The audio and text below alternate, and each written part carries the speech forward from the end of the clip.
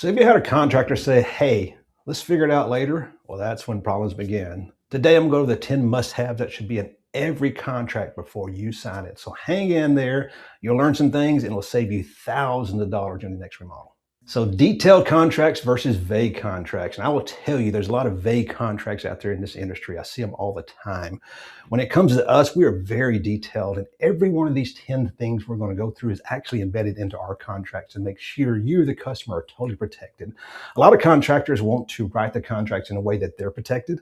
And that's why vague contracts is very popular in the industry, because they make their money on change orders. So if they can get you to sign a vague contract as a lower price, they know they can get you sign it. And then from there, they change order it back up again and you're back where you should have started. So let's step into these 10 items you should be looking for. Number one is detailed scope of work by room. So you want to know when you're reading through that contract that it pretty much reads a story. You know what's going to happen in each and every room and what's included and what's not included. So allowances and customer supplied items. So these are definitely things you want in your agreement so that way you're protected. So in there, a lot of contractors will have allowances, which we do also, because we don't know exactly what you're going to be picking out as a customer, but they're well defined in the agreement with the appropriate allowance amount. So be careful watching for allowances, because some contractors will actually shrink that allowance in order to keep the price down in the agreement, and so they can get you to sign it. So making sure you get a good understanding what you're going to be providing and the allowances in that contract. If they're not in there, then you could be in some trouble. Number three, insurance and license. Now, a lot of times you'll never see this in the agreement unless you get one of ours.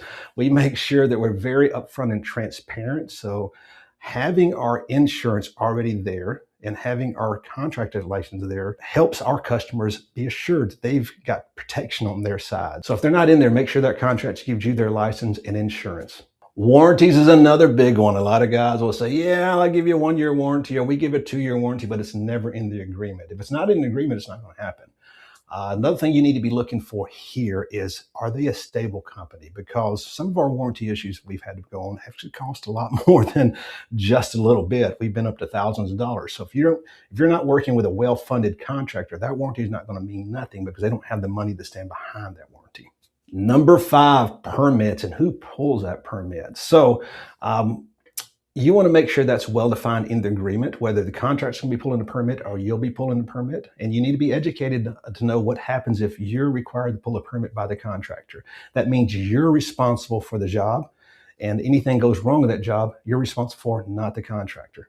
Number six, drawings and plans are included. So again, this is in every one of our agreements, making sure that if it's drawn out, there's no mistakes there. You know exactly what's going on. But if it's not, then you're leaving a lot of stuff on the table, a lot of assumptions. So be careful to make sure if you've got a contractor, make sure you get some type of drawing, what it's going to look like when the project's done.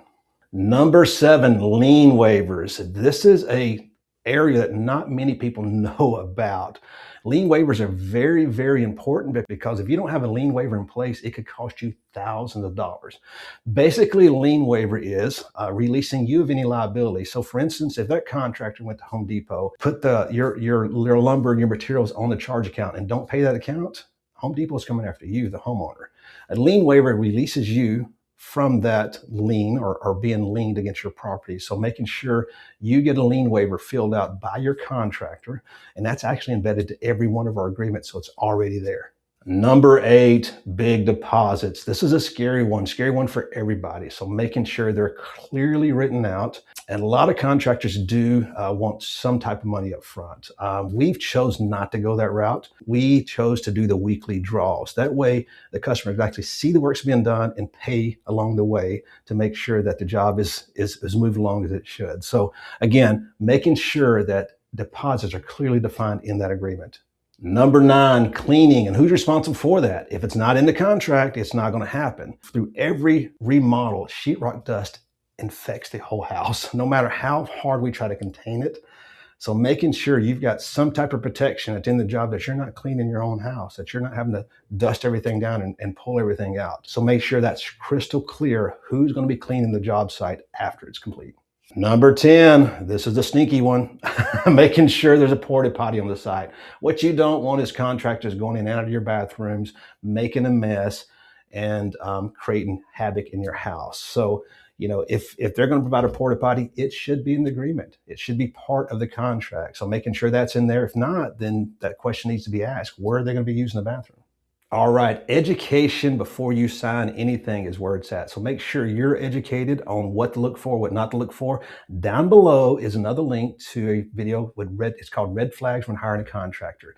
That's a little more deeper about some of these stuff, but also some stuff I didn't mention here today that will help you decide which contractor you should use on your next project. And remember, education beats regret every single time.